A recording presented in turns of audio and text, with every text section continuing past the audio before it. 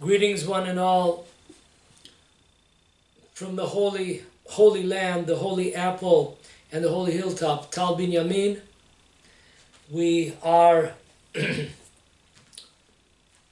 day before the fast of Esther, and 5782, we have the utmost important class.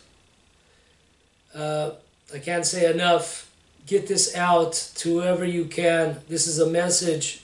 I'm telling you, I've been investigating the subject for about a month and a half or 2 months, and this class, with Hashem's help, you will not hear anywhere else, unfortunately. But you're going to hear it now. Today's title: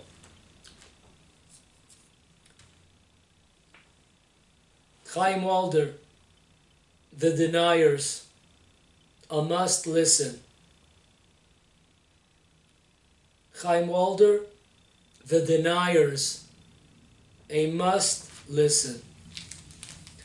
Okay, let's take it from the top. By the way, this class was not planned. Originally I had done 2 classes that were put up some time ago, and that was it. However, I was, so to speak,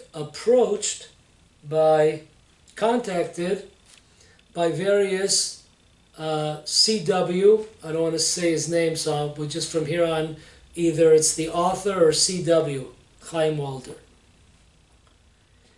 The authors, Deniers out there, had approached me, contacted me, and I saw that there was a need for at least 2 more classes, and I cannot stress the utmost importance, because unfortunately, over the past decades, let's get this straight, we will see this. These are not my words. These are not my findings. These are words of people that deal with these subjects, rabbis that have dealt with these subjects for dozens of years. Unfortunately, leaders and rabbis have done a tremendous job over the decades. Not all, of course, a minority for sure, but still they're out there. The deniers, the hushers. You'll make things worse. You're imagining it. It didn't really happen. The fear that they have towards the predators. This is something that must be stopped, because if not, the Jewish people, we will pay a tremendous price, a punishment, for not standing by the victims, not fighting to eliminate the predators. So this is type, I guess you can call it, the last dance. After this, that's it for me on this subject. I feel I did what I had to do, and that will be it. Okay.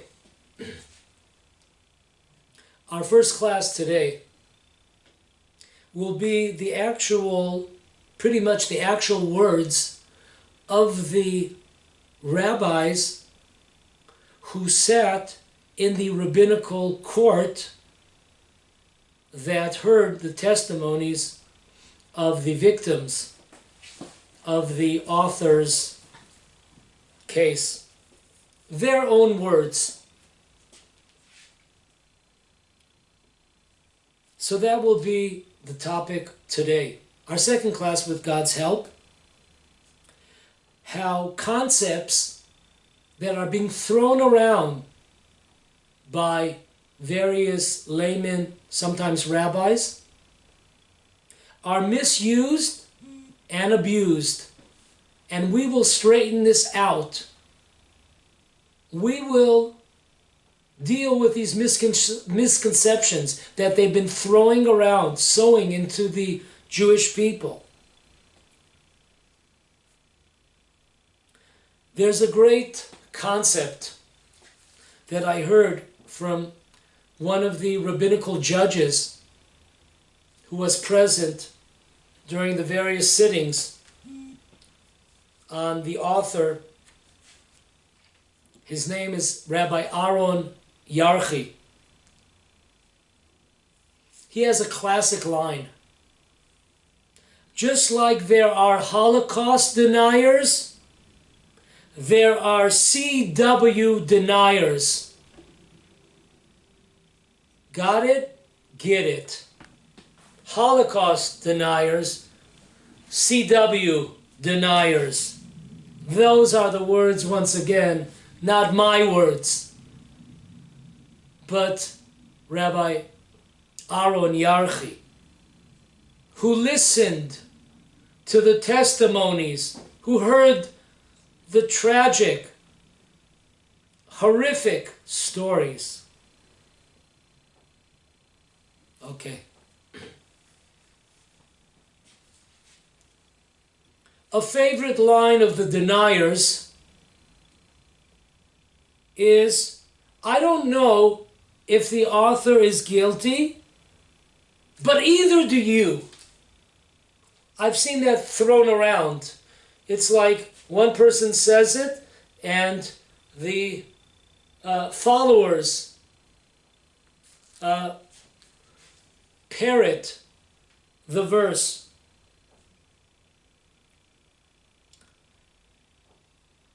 So, with that said, I don't know if he's guilty or not, but either do you. With that said, let's hear from the Talmidei Chachamim, the sages, the rabbis that heard dozens of testimonies. They heard. You're right, I didn't hear testimony, and neither did they, the deniers. But let's listen to people that heard the testimonies themselves and came to the conclusion, clear-cut conclusion, that this person was wicked.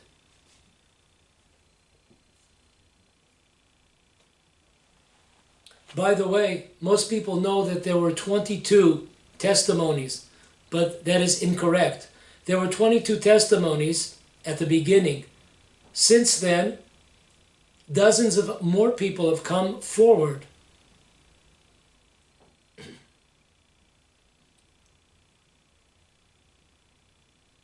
The conclusion, by the way, for those that out there, I've heard this also, for those that say, oh, where were they? Where have they been all this time? That is just a lack of knowledge on the subject when a person is molested. If a person would understand what happens to a person that's molested, to understand what's going on in their souls, in their minds, in their emotions, they would never ask such a question. Where were they? Why did they just show up? That's language of people that have not been, Baruch Hashem, thank God, not been molested. But feel free to go, and you could just look it up, listen to hours of psychiatrists, psychologists talking about these phenomena. Why is it that way? Why does it take them so many years, and what's the trigger that brings them out? So, the conclusion by the rabbis, which we will delve into right now, was without a doubt, he did what he was accused of. And this is a story, dear friends, once again, not my words, of 25 years. 25 years this person was allowed to continue, as we will see, not my words, in the words of the court, rabbinical court. Okay, batting first. Before we bat, an amazing lesson. This lesson, the source of the lesson can be found in the Safra, which is a Jewish law midrash of the book of Leviticus. And this could be found on the beginning of the portion of Kedoshim. There we see that in chapter 19, verse 15, we see here that the Safra makes a connection in a verse. In one verse we see that it says a person should not be a talebearer, a gossiper. And then after that, a few words later, it says, do not stand idly by your brother's blood. Is there a connection? Yes, the Safra connects the two. There is a connection between evil speech, gossiping, and standing idly by your brother's blood. So after giving the first obvious connection is that people, God forbid, with their tongues, with their words, could bring upon the spilling of another Jew's blood. There's a second explanation, and this is brought also by the Netziv. It's also brought down by the Malbim and others. An amazing lesson. After God tells us to watch our tongue, to guard our tongues, do not be talebearers, gossipers, no lashon hara. And then it comes up with the words, don't stand idly by your brother's blood. What's the connection? There's a tremendous connection.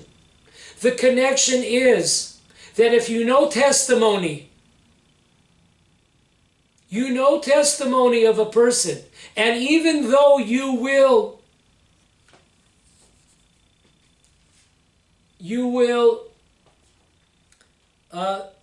disclose and you will give over, publicize, there we go. You will publicize this information and make a person embarrassed. The Torah comes and says, even so, do not stand idly by your brother's blood. That is heavy. That is TKO language. All these, there's a tremendous poster that was plastered all over Israel. And a person is wearing a band that talks about the evil of Lashon Hara on his band. And he has his hands around a little girl's mouth. Yes. When a person knows testimony, even though by publicizing this testimony and giving it over, it will embarrass a person. People will understand now who they're dealing with. A person is not allowed to stand idly by their brother's blood. They must publicize this to save others. An amazing idea. Okay, Rabbi Reuven Nakar.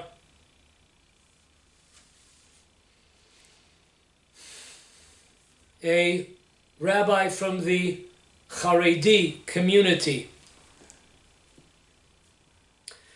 Here are summarizing his points. These are words that I heard from his mouth. Nothing was publicized before many attempts to contact the author, either via messengers or other rabbis, the judges themselves. 2. The week before CW committed suicide, this special court that Rabbi Nakar and Rabbi Yarchi and Rabbi Eliyahu are part of, to uproot molesters from the religious communities.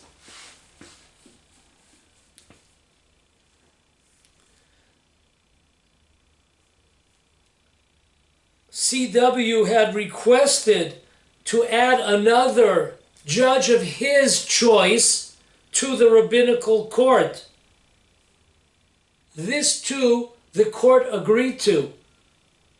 Even though they had heard testimonies, many, and they saw which way the wind was blowing. You wanna bring another rabbi for your taste? Okay, we'll accept that. Number 3, it is important to stress there were so many attempts to contact him, way beyond proportion. However, time after time, he refused to appear and give his side. 4. Number 1, due to his refusal to appear in court. 2, and his threat to charge the rabbinical court with false accusations. And 3, his threat that he posed to the public as a predator. Those 3 considerations, there was no choice that we had. This is the rabbinical court. This is Rabbi Nakar talking. We had no choice but to publicize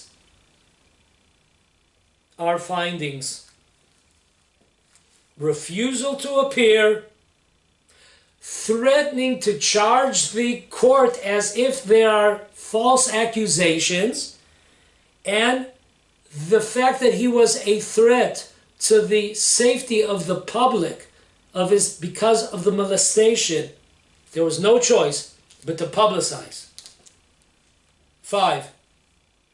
After all testimonies were heard, after the court had deliberated on them all, we have recordings of him with victims. We checked these recordings extremely carefully. His refusal to appear left no choice other than to publicize. 6. Now these are my words here, after the anti-Semitic rag Haaretz newspaper publicized 3 victim stories, now back to the words of Rav Nakar, a wave of victims turned to the special religious court. Many of these people, listen to these words and weep. Many of the people that had complained to rabbis years before the story broke in Haaretz newspaper, however, the rabbis refused to act. These rabbis kept everything hush-hush and covered up his actions. What an embarrassment to Torah, to religious people. 7, because there were always a couple of people that came before various rabbis. Individuals came. It wasn't like a group. A group means power. We know in Judaism, in Torah, when you have a tzibur, that is power. But people came as individuals. When you're an individual, who are you? You're probably lying. Well, we don't really believe you. You know who you're talking about? One of the righteous people of the generation. Who's going to believe you? Who are you? Because of the fact that there were always individuals that came before various rabbis, they were able to silence them, as they, the victims, had no support against the very powerful CW and all of his apparatuses that he placed, that he put into positions. Don't forget, we said in the first class that we made, part 1, that this CW, he was the head of the organization to fight child molestation in Bnei Brak. He was the head. If you had a complaint, you come to him. Not bad. There were times CW paid off the victims to keep them silent. 8.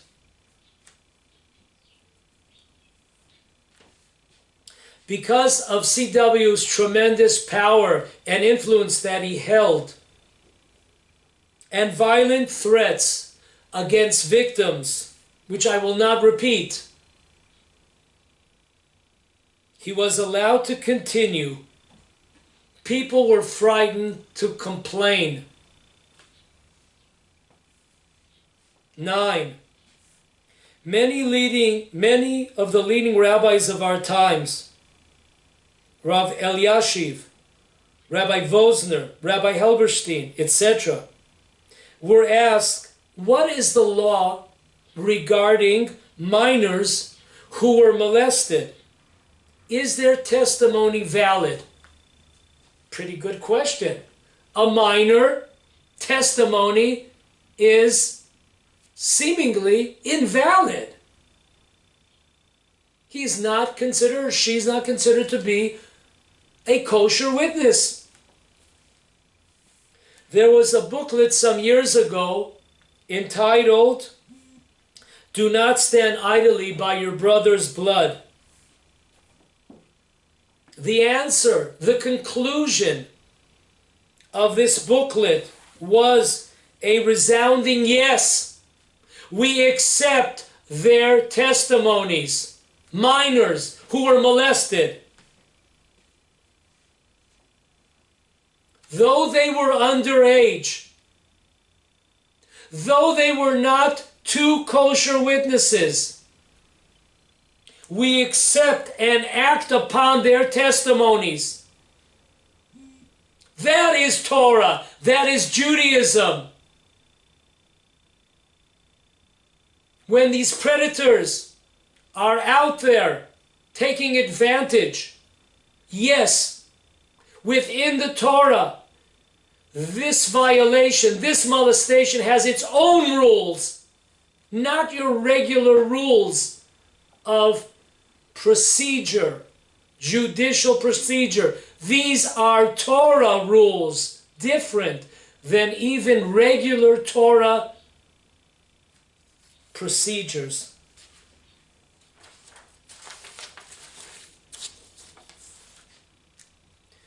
10.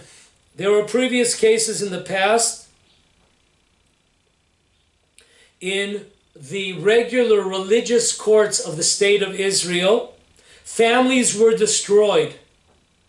And it said in the various decisions, once again, this is a rabbinical recognized court of the state of Israel, that the husband is now forbidden to have relations with his wife, and also the author is forbidden to have relations with this woman.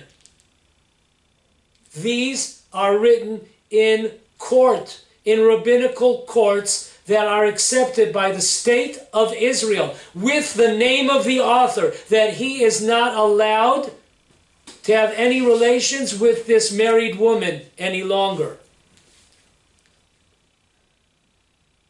Husbands came to this court, this special court, and cried, bereaved before us, telling how their lives were destroyed by the author.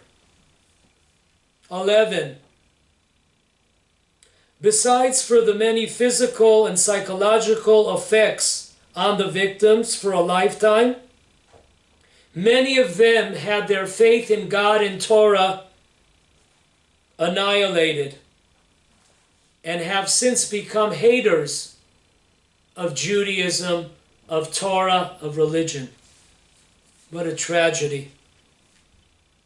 They saw an inaction. They saw indifference, cold shoulder. Awful, terrible. 12. Rav Nakar explains that there is so much more to report on the deeds of CW, yet the special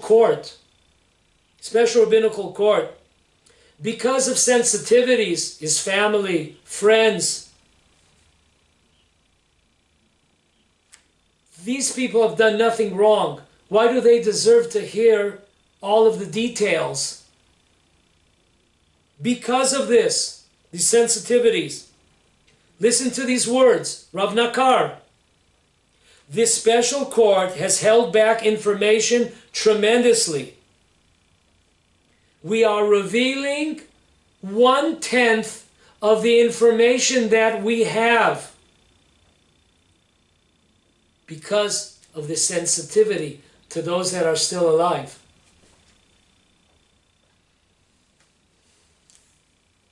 "13. It is a mitzvah, it is a commandment to speak out against him and to admonish his actions. There is no issue here of evil speech, of lashon hara. Look in the past. Rabbis knew what he was up to, and they let him go with a few news, pointing of the fingers. Come on, CW. Last time it happens, right? No more." Of course, with such reactions and threats, haha, what a joke, CW continued, as there was no public outcry. Everything was hushed up. How many people could have been saved? Women, men, boys, girls, if there was a public outcry.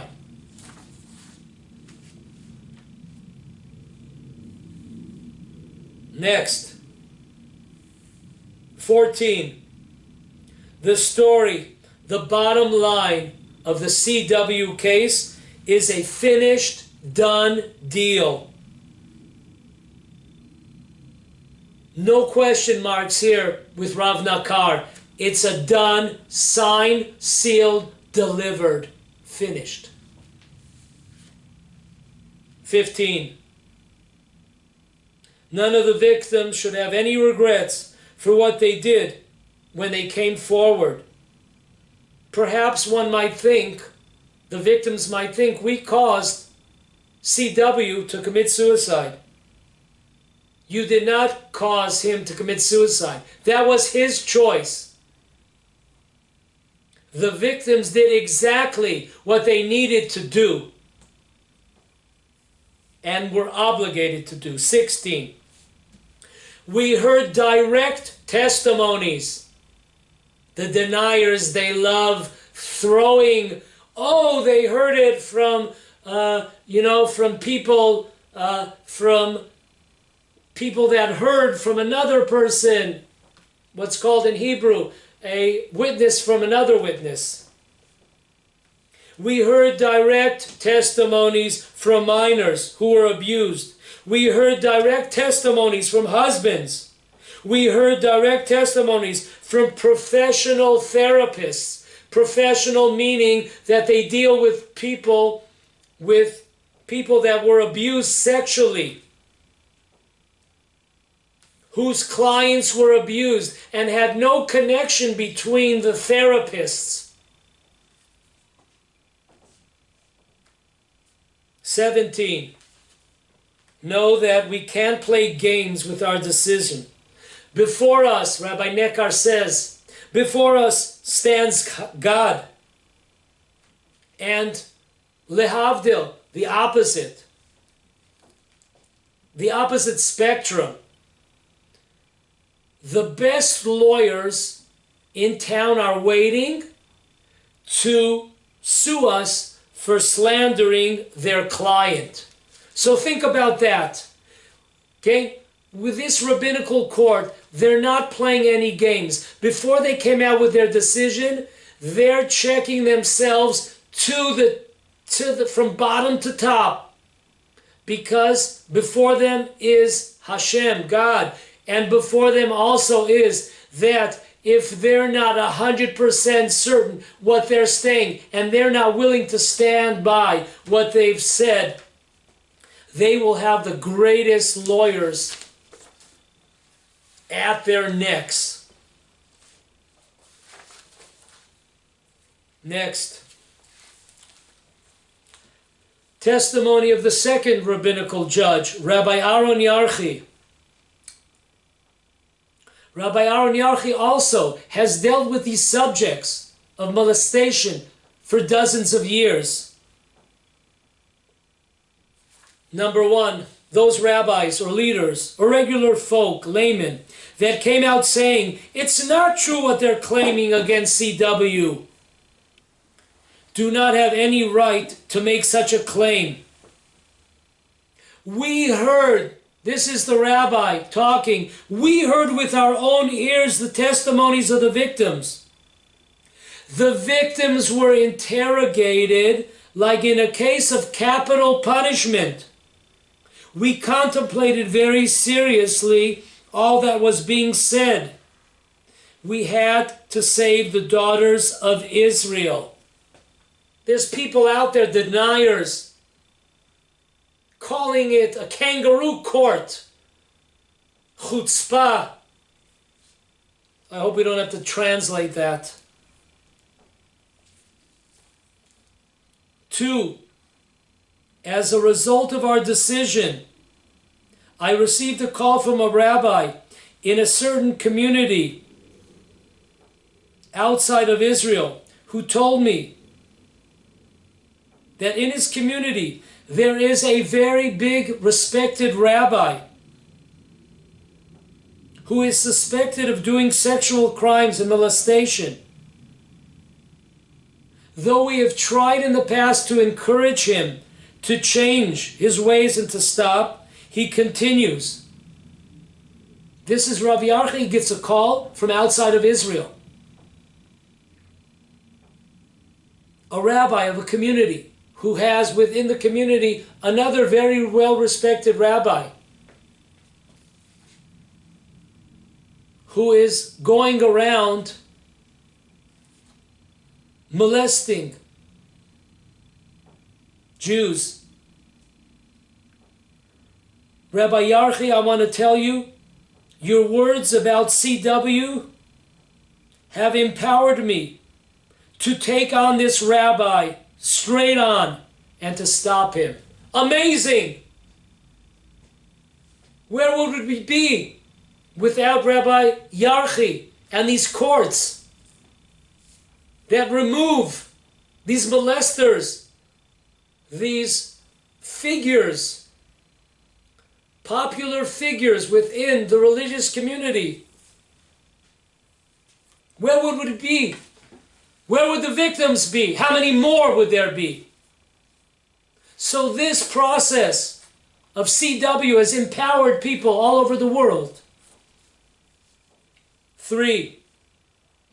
Would these scoffers and deniers say the same thing if it was their daughter? Good question, Rabbi. Their daughters come home. Oh, we don't believe you. Oh, we need 2 witnesses. Oh, you're a minor. What do you know? No.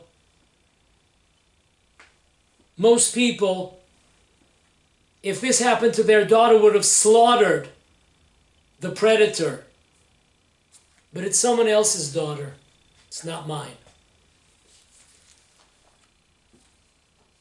4. I must admit, this is Rav Yarchi, I myself was a big fan of CW. Once a week I listened to his program on the radio. I must admit my sin. 5. It says by Jacob that when the angel the adversary angel came to fight, there's a difference of opinion in the Talmud. What did he look like, this angel? One opinion was that he looked like an angel. Another opinion is that he looked like the angel of death. And another opinion is that he looked like a Talmid Chacham, like a scholar, a religious scholar. Rav Yarchi concludes, many people on the outside look religious and good. However, on the inside, they are rotten. May God have mercy. What Jacob saw was the truth. He saw different sides. On the outside, it looked like a scholar. You know, the long beard and the hats, etc. But inside it was rotten. It was the angel of death. 6.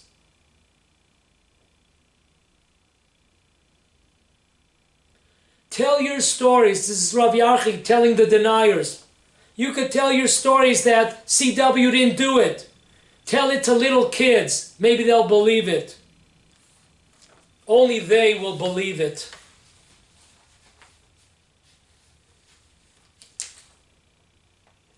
I know the details from beginning to end. In Hebrew we call it sipurim.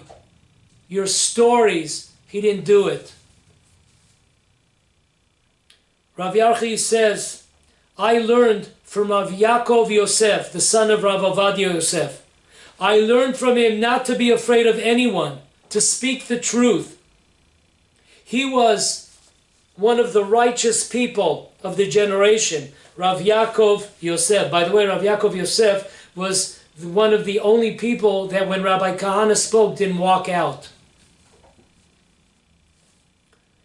Rabbi Yaakov Yosef taught me not to be afraid of anyone and to speak the truth.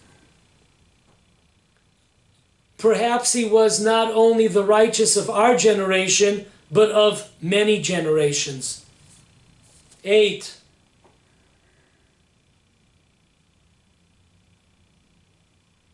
You cannot believe how many people have called me or have come up to me since and relate to me the secrets they have been carrying for 20 or 30 years, how they were molested and have not told anybody.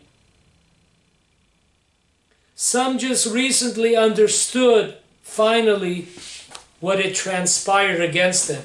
Once again, if you don't understand the language, baby, look it up. How could it be? 20 years passed, the person didn't know that he was molested? Look it up. Look up the psychology behind this. Last but not least, Rav Yoshua Shapira, the head of the Talmudic Academy of Ramat Gan, also a member of a similar rabbinical court to uproot molesters within the religious Jewish community. The group is called Takana, fixing. Listen to what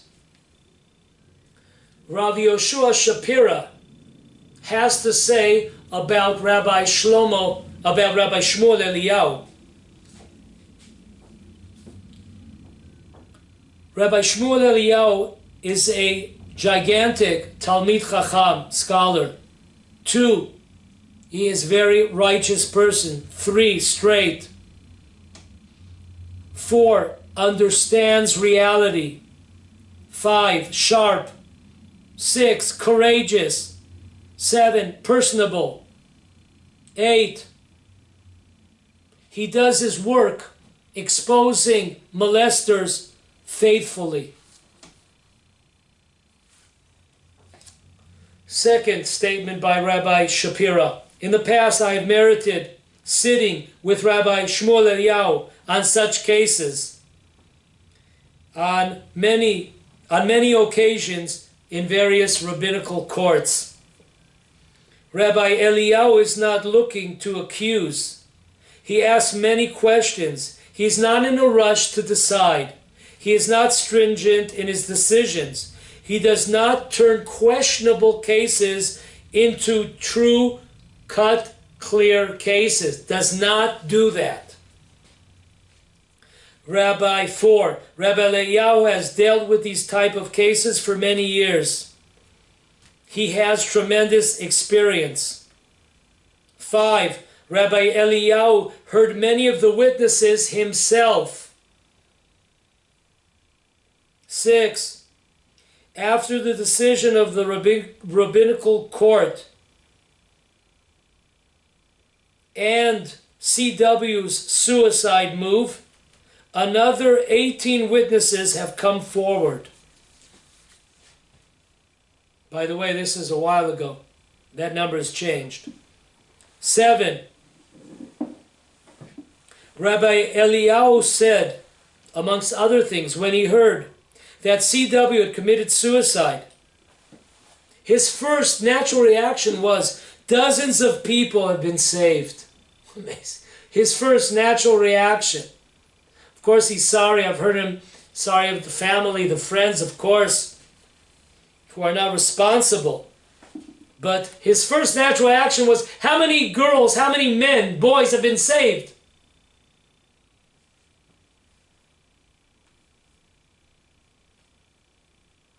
Similar to a murderer still running around with a loaded gun who commits suicide. Imagine that, a murderer. And we know that the Torah connects a murderer with a molester, with a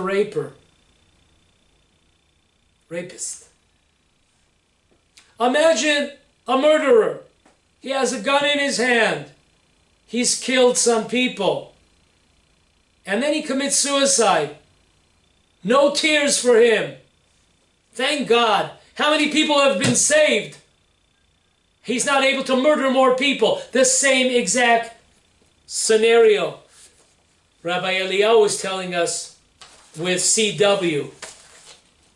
Folks, last thing today, and then we'll call it a session till next week.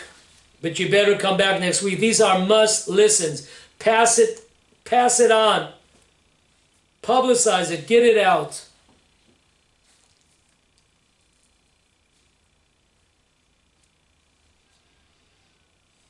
This is an amazing interview I heard by a man who only a year and a half ago came out with this information. Only a year and a half ago. He was silent. He was silent for close to 30 years on what happened to him, what was done to him when he was in a yeshiva, a Talmudic academy. This hero, I must go see him when I'm up north, give him a hug. His name is Rav Yechiel Castle. He is the head rabbi of a school for boys, teenagers from the Haredi, from the Orthodox community, who are OTD, off the derech, have gone astray. Listen to his words. Engrave them on our souls. Yes, this is for you, the deniers. Listen closely. Rabbi Yechiel Castle, I was molested from the age of 13 to 19 by a famous, honorable Torah figure as teacher. Listen closely to all the words. This class, go over it again and again.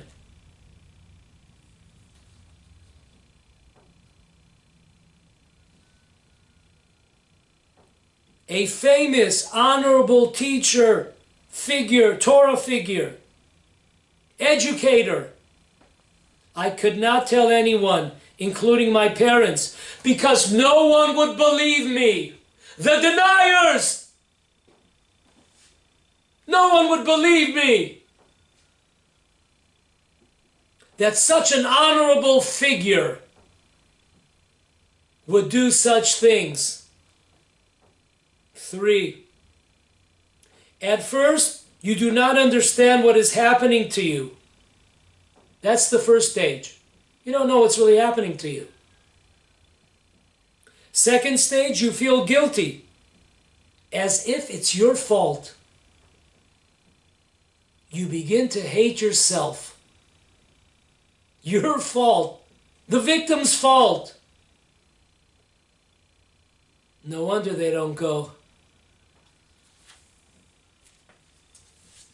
to rabbis or to various honorable figures to complain. 4. It took me many years till I understood that this was happening not only with me, but many other people. 5. If my parents knew what he was doing, they would have hanged him. This is one case. Not 22, not 40. Who knows how many with CW? 1. If they would have known, they would have hanged him. But there was no chance they would believe little me. 6. The first time I mentioned this to my parents when I was 40 years old. Amazing. They replied, okay, 40 years old. This is some 30 years later, almost. They replied, that rabbi? Can't be. Can't be. Their son, he's a Rosh Yeshiva. He's a head of a yeshiva for wayward kids. Can't be. Not him. 7. Listen to this and weep. Many of the teenagers you see on the streets that are no longer in learning institutions, talking about the religious, got there because of similar molestation. Amazing. Many of the teenagers you see on the streets, wasting their lives, drugs, escape. They were molested by their teachers. 8. At the age of 19, I tried to commit suicide.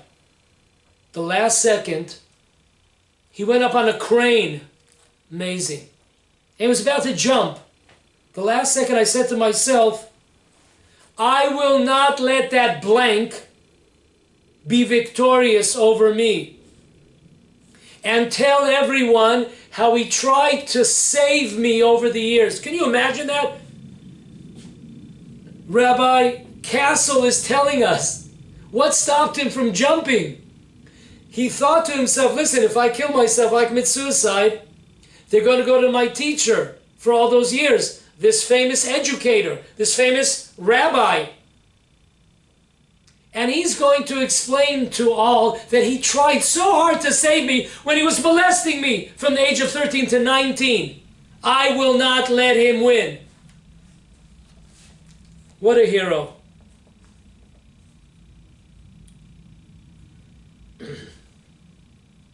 9. The next time I met up, this is after the suicide attempt, the next time I met up with my teacher, I looked him straight in the eye and said, if you touch me, I'm going straight to the police. Wow.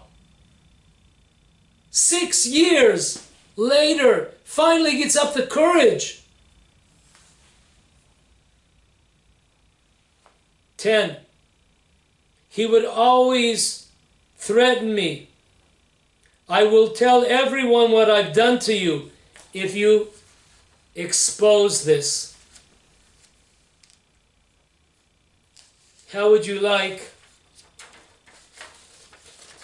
somebody saying that about you? Next. Until a year and a half ago, I was living in denial. Next.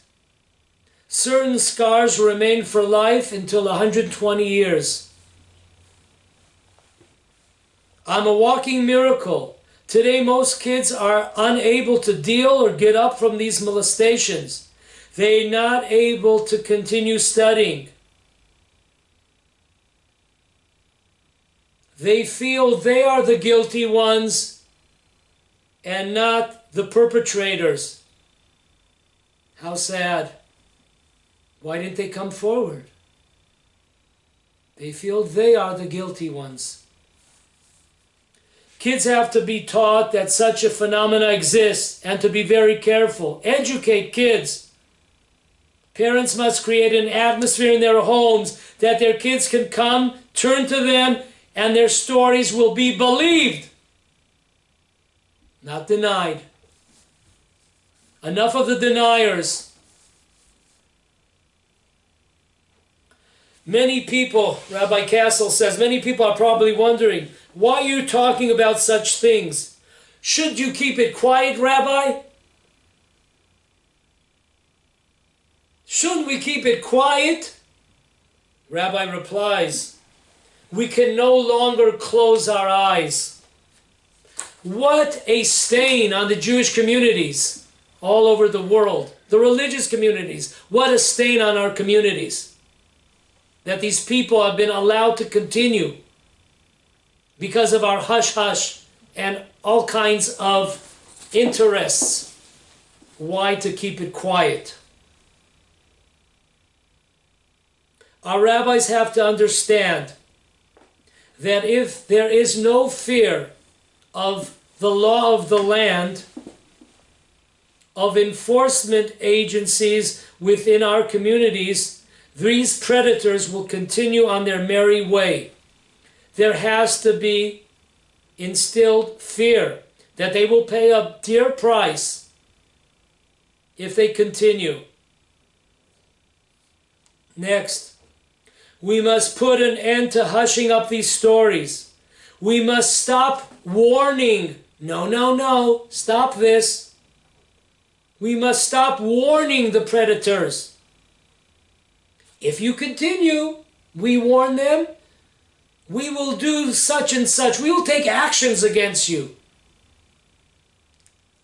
Or, if you continue, we'll send you to a different community. Oh, thank you. I'm sure they're open arms, ready for them. Thank God you've sent your problem to our community. Yes. Or they warn them, we will send you to a psychologist if you continue this behavior. This does not affect them whatsoever. All of these don't affect them. They must understand they will pay a tremendous price. There is police. There is law enforcement. They only understand fear of being revealed in public. Revealed in public. That's what they fear.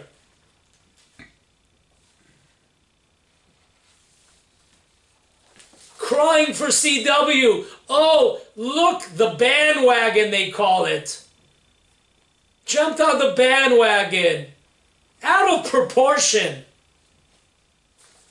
Listen to Rabbi Kessel. Out of proportion. Destroyed lives. Murderers. There is within our communities a policy of hushing these cases up. There is mercy on the predator's family. I understand this.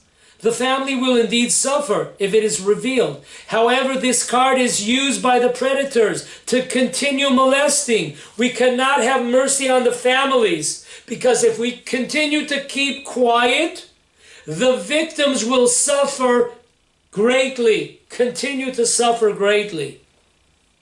So when you put on the scale the suffering of revealing that the families will have the embarrassment, when you put it up to the victims, against the victims, there is no question here, Rabbi Kessel is telling us. Next, our communities are not doing their utmost to fight this phenomena. They are afraid to go to the police. If the predators knew that every rabbi, upon hearing these stories, will go to the police, predators will realize they will pay a heavy price. Things will look a lot different. Rabbi Kessel was asked by a reporter, what if this only happened once? There was only one complaint. Should we respond or just warn the predator? Rabbi Kessel answered, this is murder. We would not have mercy if somebody murdered one time. Rabbi Kessel says, would we have mercy and just warn a person, or would he be in life prison? He only did it once. He murdered once. Well, the Torah tells us that murdering and molestation is the same idea, is the same kind of law. So too in these cases, there is no room. It was one time, it's one time too many. It's like murdering somebody. Person has to pay a heavy, heavy price. And now an amazing take on the verse that we've mentioned a couple of times in Deuteronomy.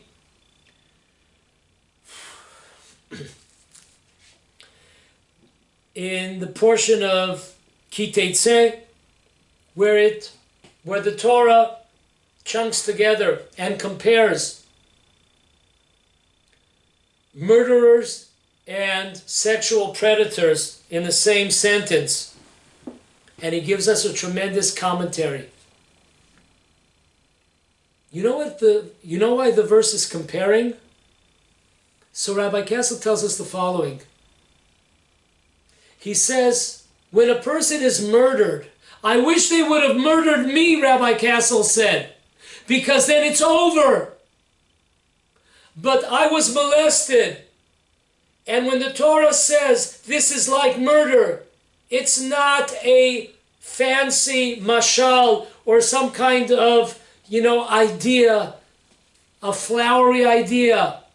Every single day, I'm killed once again.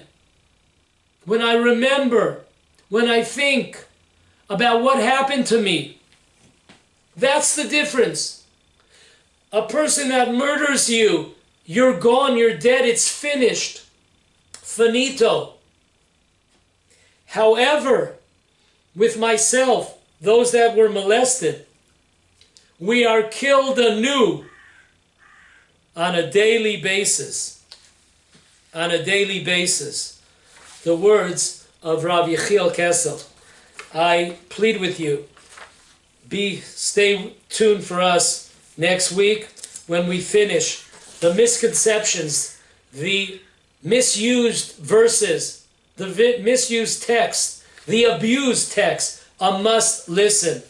Until next week, have a meaningful Purim. And one might say, Yehudah, it's not appropriate, but actually it is. Because on Purim, we eradicate the evil. It's the uprooting of the evil. So it's an important lesson on Purim to hear this class.